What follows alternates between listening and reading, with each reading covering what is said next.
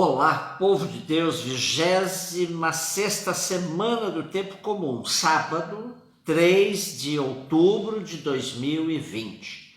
A nossa reflexão de hoje é a partir de Jó 42, versículos de 1 a 3, 5 a 6, 12 a 17 e Lucas 10, 17 a 24. Desde o capítulo 38 de Jó, temos o discurso de Javé, depois das falas dos três amigos e das respectivas respostas do próprio Jó. Hoje temos a última resposta de Jó ao discurso de Javé. É esplêndido perceber o crescimento de Jó quanto à sua concepção de Deus. Quando ele diz, os meus ouvidos tinham ouvido falar de ti, mas agora veem-te os meus próprios olhos.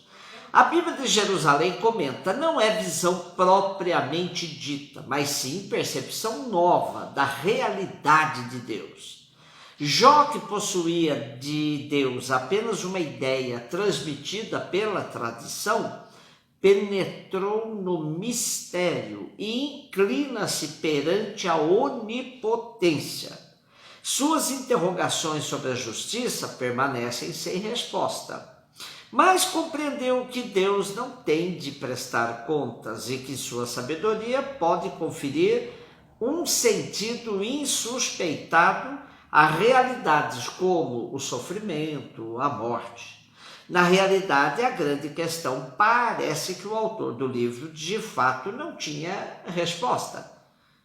Por que o justo sofre?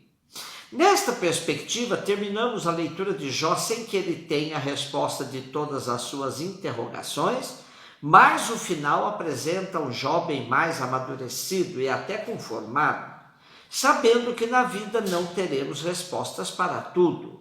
Há uma margem de mistério no nosso relacionamento com Deus que marca profundamente a nossa existência. Jó reconhece a grandeza de Deus e se penitencia. Diz ele, retrato-me e faço penitência, cobrindo-me de pó e de cinza. Como em tantos outros textos do Primeiro Testamento, Deus se alegra com a penitência do ser humano. Há textos que chegam a afirmar que Deus, diante da penitência e conversão, chega a voltar atrás do castigo que iria impingir sobre a humanidade. E Jó terá não só o reconhecimento de Deus, mas a recompensa por ter perseverado frente a tantas provações pelas quais passou.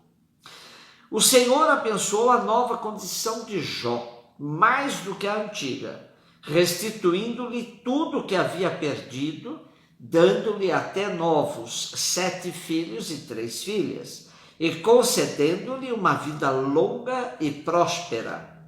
Jó viveu ainda 140 anos e viu os filhos dos seus filhos até a 4ª geração. Depois Jó morreu velho e satisfeito com os dias vividos.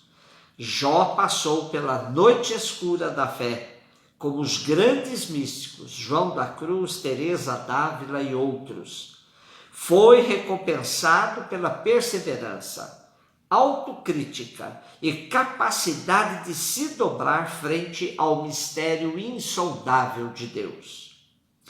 Lucas 10, 17 e 24. Interessante que a prestação de contas sobre a missão que os 72 discípulos fazem a Jesus exalte sobretudo o exorcismo.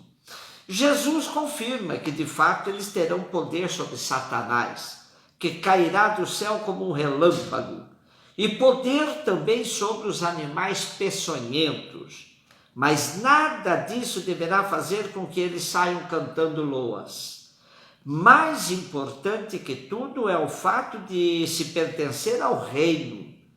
Melhor que ter as potências debaixo dos pés é ser filho do alto, ter os nomes escritos no céu. Ainda assim, Jesus se extasia diante da alegria dos discípulos que se empolgaram com a missão e faz uma das suas mais belas orações. Bendigo-te, ó Pai, Senhor do céu e da terra, porque escondestes estas coisas aos sábios e aos inteligentes, e as revelaste aos pequeninos. Sim, Pai, porque assim foi do teu agrado. Tudo me foi entregue por meu Pai, e ninguém conhece quem é o Filho senão o Pai, e nem quem é o Pai senão o Filho e aquele a quem o Filho decida revelá-lo. Interessante que Lucas descreva esse êxtase de Jesus como fruto da ação do Espírito Santo. Sábios e inteligentes são aqueles que compõem o grupo de opositores a Jesus, sumos sacerdotes, escribas, fariseus.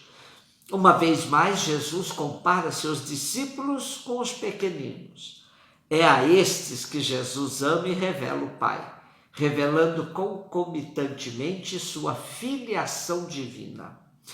Podemos fazer uma relação com a compreensão de Jó sobre Deus, que foi amadurecendo, atingindo o auge quando ele se curva diante da onipotência de Deus e aceitando o mistério, assumindo a condição de pequenino frente à grandeza de Deus. Como terminamos hoje a leitura do livro de Jó, vale a pena falarmos um pouquinho mais sobre a teologia da retribuição, que está por detrás de todos os 42 capítulos de Jó. O biblista Giovanni Lage nos ajuda na contextualização dessa corrente teológica que serve como pano de fundo para o livro de Jó.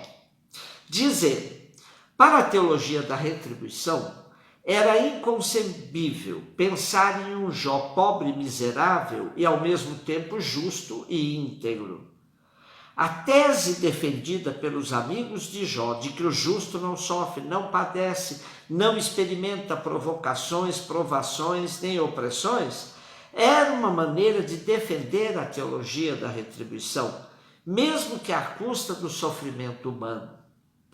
São justamente nestes embates com seus amigos que Jó, a partir de suas experiências cotidianas, rechaça esta visão injusta sobre o destino do ser humano. A crise social que se produziu a partir do V século, quando os ricos que compunham a aristocracia na administração persa aumentavam seus bens à custa da expoliação dos direitos dos pobres. Também contribuiu essa crise social para fundamentar a teologia da retribuição.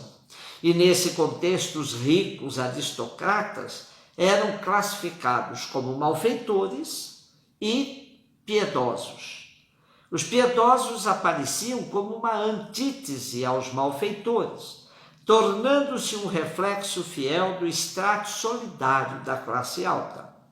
Os escritos de Jó refletem esse contexto, pois, enquanto o setor aristocrático, em plena posse de seus direitos, tirava proveitos e vantagens econômicas com a exploração dos mais pobres, outra postura levava o rico piedoso ao comportamento social de renúncia à exploração.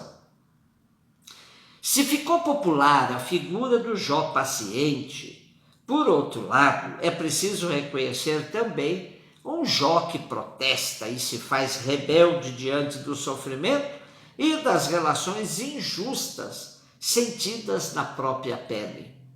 Jó deixa evidentemente que o sofrimento do pobre seja uma realidade, ele não aceita que essa realidade seja tão escandalosa como era o sofrimento dos pobres. Ele não pode, de forma alguma, aceitar essa teologia da retribuição, que aquele que faz para Deus, Deus retribui. E o pobre que nada podia fazer, Deus nada retribui. Ele não aceita isso, pois seria injusto para Jó acreditar em um Deus que dá riqueza a alguns e dá pobreza a outros. A narrativa de Jó nos ajuda a rever a imagem de Deus que trazemos na vida e nos convida a um relacionamento gratuito com Ele. evitando toda e qualquer barganha com Deus e fazendo-nos a provocação necessária para um aprofundamento da fé.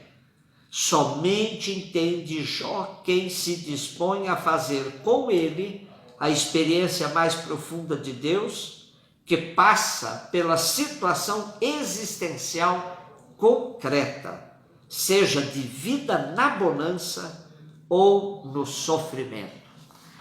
Um beijo no seu coração.